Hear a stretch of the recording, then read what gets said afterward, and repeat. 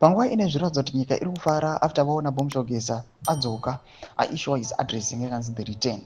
Panguva inoi people they are now warning Zvigananda vachiti aiwa muri kuona Bomushogeza ari kukudzai achikudzai kuti aiwa your days are now numbered. Even VP Kosano Chwenga wakati the day of reckoning is coming.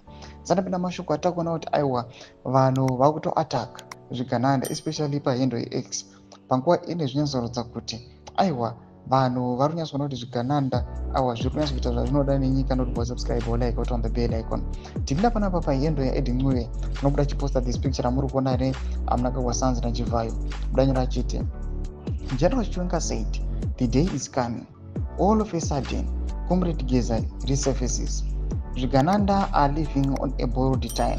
I tell you. Ndomashoko ari panguva ine vanhu vava neconfidence vachiti vipi Kosano Chwenga wabva kutaura generally after general toona kuti Bomushogeza oyachipa an address. Panguva ine vari kuuya vachivaudza kuti aiwa panapa muri kutoshanda zvenyu paborrowed time.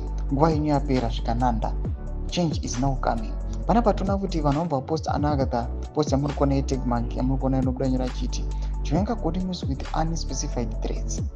Says those who have intended to harm this country shall be punished 3-4 times fold.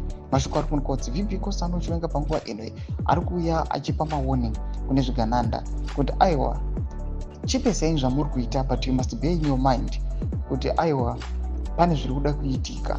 The day of reckoning iri kuuya. Amene kuti vakarongei vipi Kosano Chwenga vanhu vari kutemba nei pamwe chete naGeza vanhu zvavakaronga hazvii but panguva ino vari kupa mathreats kune Zvigananda kuti aiwa your day is coming.